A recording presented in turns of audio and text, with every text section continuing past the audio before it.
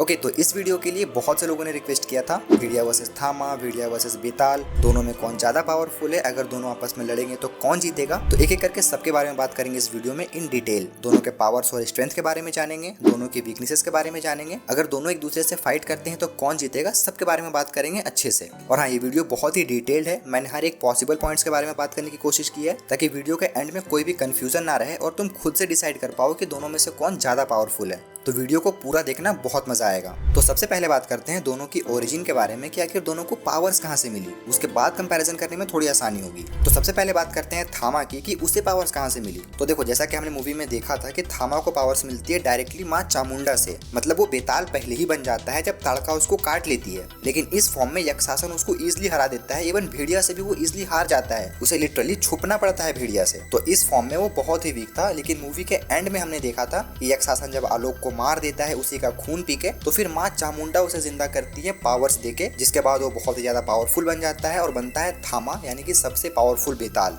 मतलब वो थामा बनने के बाद यक्षासन को इजिली मारने वाला था, जो कि सबसे ज्यादा एक्सपीरियंस्ड और सबसे ज्यादा पावरफुल बेताल था उस टाइम पे। लेकिन ताड़का उसे रोक लेती है। इसका मतलब थामा अभी सबसे ज्यादा पावरफुल बेताल बन चुका है, इवन सारे बेताल का लीडर बन चुका है, क्योंकि उसे डायरेक्ट पावर्स मिली है माँ चामुंडा से, मतलब कि एक गॉडेस से। एंड वो अभी और भी ज्यादा पावरफुल हो जाएगा अगर उसने भेड़िया का खून पी लिया तो, मतलब कि अभी इसकी पावर्स और बढ़ने वाली है भेड़िया का खून पीने के बाद। तो क्या इतना पावरफुल होने के बाद भी भेड़िया इससे ज्यादा पावरफुल है? तो उससे पहले हमें भेड़िया के बारे में जानना होगा कि इसकी शुरुआत कहाँ से हुई थी, इसको पावर्स कहाँ से मिली थी। उसके बाद हम दोनों के पावर्स को कंपेयर करेंगे, दोनों की वीकनेसेस के बारे में जानेंगे और फिर तुम डिसाइड करना कि दोनों में से कौन ज्यादा पावरफुल है। तो देखो, भेड़िया की ओरिजिन हमें भेड़िया मूवी में दिखाई गई थी कि अनिका के काटने के बाद वो भेड़िया में ट्रांसफॉर्म होता है और जंगल का प्रोटेक्टर बनता है। लेकिन उस टाइम बस वो एक कुत्ते के फॉर्म में था, जो कि उतना ज्यादा पावरफुल नहीं था, क्योंकि स्त्री 2 में सरकटा उसे बस एक थप्पड़ मार के सुला देता है। तो उस कुत्ते वाले फॉर्म में तो वो बहुत ही वीक था। इवन वेयरवुल्फ बनने से पहले आलोक उसे बहुत गंदी तरह से मार रहा था, जो कि सिर्फ एक बेताल था, उस टाइम वो थामा भी नहीं बना था। मतलब कि इस फॉर्म में भेड़िया बहुत ही ज्यादा वीक था।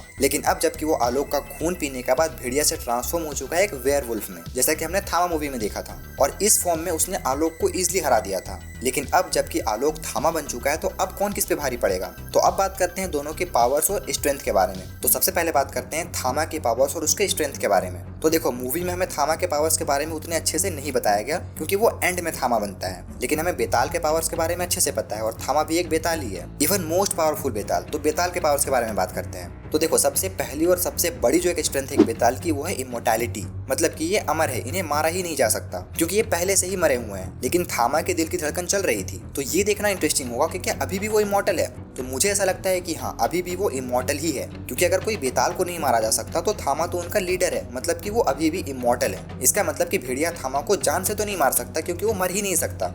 उसके बाद थामा के पास एक पावर है हीलिंग की, मतलब उसे कितना भी मार लो, कितना भी चोट पहुंचा लो, वो दोबारा हील हो जाएगा, just like Wolverine and Deadpool. लेकिन एक चीज अभी हमें नहीं पता कि क्या वो अपने पार्ट्स को रीजनरेट कर सकता है, मतलब अगर उसके कोई भी बॉडी पार्ट को काट के अलग कर दिया जाए तो क्या वो उसको रीजनरेट कर सकता है। तो मुझे ऐसा लगता है कि हाँ, हो सकता है, क्योंकि थामा इमॉर्टल है, वो मर नहीं सकता, और ये चीज हमें मूवी में दिखाई भी गई थी। इस सीन में अगर आपको याद होगा तो ताड़का उसे पीछे से मार देती है, लेकिन वो बहुत ही जल्दी विदिन अ सेकंड हील कर जाता है, मतलब कि वो बहुत जल्दी हील हो सकता है। इसके अलावा भी उसके पास बहुत सारे पावर्स हैं, like super human strength, super human speed and agility. उसके बाद उसकी एक पूरी फौज है बेतालों की, मतलब कि वो पूरे बेताल कम्युनिटी को कंट्रोल कर सकता है। इन दी अदर हैंड, भेड़िया के पास ऐसी कोई कम्युनिटी नहीं है। हाँ, भेड़िया की कम्युनिटी है, लेकिन भास्कर उन सबको कंट्रोल नहीं कर सकता। तो यहाँ पर थामा के पास एक प्लस पॉइंट है कि वो अपनी पूरी कम्युनिटी को कंट्रोल कर सकता है भेड़िया के खिलाफ। और एक जो सबसे बड़ी प्लस पॉइंट है थामा के पास, कि वो इंसानों की तरह सोच सकता है, वो स्ट्रैटेजीज प्लान कर सकता है फाइट से पहले। मतलब कि थामा का खुद पे कंट्रोल है, वो दिमाग से काम ले सकता है। जहाँ पे काम हो के दिमाग से सोच समझ के काम करने की नीड होगी, वहाँ पे थामा ऑब्वियसली आगे रहेगा, क्योंकि भेड़िया दिमाग से काम नहीं ले सकता, उसका खुद पे कंट्रोल ही नहीं रहता, जो कि भेड़िया की एक वीकनेस है। तो दोनों की वीकनेस के बारे में हम आगे इन डिटेल बात करेंगे। उससे पहले बात कर लेते हैं भेड़िया के पावर्स और उसके स्ट्रेंथ के बारे में। हमने थामा के पावर्स एंड स्ट्रेंथ के बारे में जान लिया, अब जानते हैं भेड़िया के बारे में,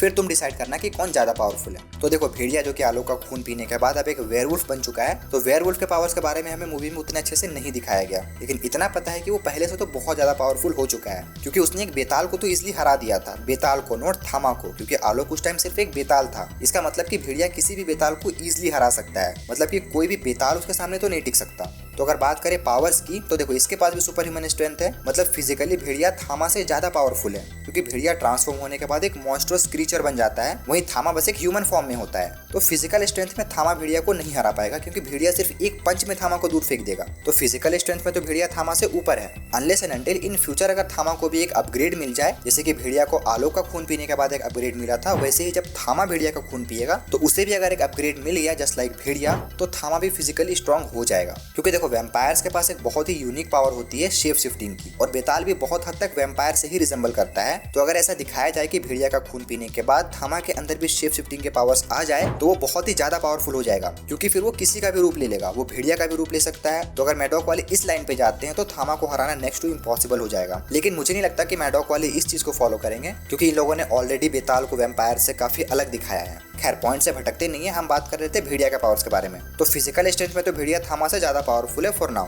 उसके साथ साथ भेड़िया के पास सुपर स्पीड भी है और वो लॉन्ग जंप्स भी कर सकता है जस्ट लाइक थामा। एंड भेड़िया के पास भी हीलिंग एबिलिटी है, मतलब कि ये भी अपने वुंड्स को हील कर सकता है थामा की तरह। इसका मतलब अनिका जो थी यानी कि कृति सनन वाली भेड़िया, वो भी अपने वुंड्स को हील कर सकती है, मतलब कि वो अभी जिंदा होगी और डेफिनेटली भेड़िया 2 में रिटर्न करेगी। तुम्हें क्या लगता है जरूर बताना। उसके बाद भेड़िया के पास एक स्पेशल एबिलिटी है इनहैंस सेंसेस, मतलब कि इसके सेंसेस बहुत ज्यादा पावरफुल है। ये अंधेरे में देख सकता है, अपने एनिमी को मीलों दूर से स्मेल कर सकता है, जैसा कि हमने मूवी में देखा भी था कि जिस टेबल पर आलोक बैठा था सिर्फ उस कपड़े को सूंघकर ये आलोक को ढूंढ लेता है। मतलब कि इसकी स्मेलिंग पावर बहुत खतरनाक है और इसके लिए एक प्लस पॉइंट है कि वो अपने एनिमी को दूर से ही स्मेल कर सकता है। एंड इसके साथ साथ इसके सुनने की एबिलिटी भी बहुत ज्यादा है। उसके बाद वेयरवुल्फ के अंदर एक और चीज होती है बर्सर्कर रेज, मतलब कि ये अनकंट्रोलेबल होते हैं। जब ये अटैक करना शुरू करते हैं तो इसे कंट्रोल करना बहुत मुश्किल है। एंड उसके साथ साथ ये अनप्रेडिक्टेबल भी होते हैं, इसका नेक्स्ट मूव क्या होगा कोई नहीं जान पाएगा, जो कि भेड़िया को और भी ज्यादा खतरनाक बना देता है। एंड एक और चीज जो कि भेड़िया के लिए प्लस पॉइंट है कि वो नेचर से जुड़ा हुआ है, मतलब कि वो जंगल का प्रोटेक्टर है और उससे जुड़ा हुआ भी है। इसका मतलब कि अगर कभी भेड़िया और थामा की फाइट जंगल में होती है तो भेड़िया को हराना बहुत मुश्किल होगा, क्योंकि जंगल भी भेड़िया का साथ देगी। तो ये सारी थी भेड़िया के पावर्स और उसकी स्ट्रेंथ। और एक चीज है जो कि दोनों में कॉमन है कि ये किसी भी इंसान को काट के अपनी तरह बना सकते हैं, मतलब भेड़िया किसी भी इंसान को काट के भेड़िया बना सकता है और थामा किसी का भी खून पी के उसे बेताल बना सकता है। लेकिन यहाँ पे भेड़िया के पास एक एडवांटेज है कि उसके पास कोई भी लिमिटेशंस नहीं है, वो जिसे चाहे काट के भेड़िया बना सकता है। लेकिन थामा के पास लिमिटेशंस है कि वो इंसान का खून नहीं पी सकता, क्योंकि बेताल अपने खुद के बनाए हुए रूल्स में बंधे हुए हैं। वो चाह कर भी इंसान का खून नहीं पी सकते, अगर वो ऐसा करते हैं तो उन्हें 100 साल के लिए कैद कर दिया जाएगा। तो भेड़िया के पास यहाँ पे एक प्लस पॉइंट है कि अगर वो चाहे तो इंसान को इन्फेक्ट करके अपनी एक पूरी टीम बना सकता है, जिसकी कोई भी लिमिटेशंस नहीं है।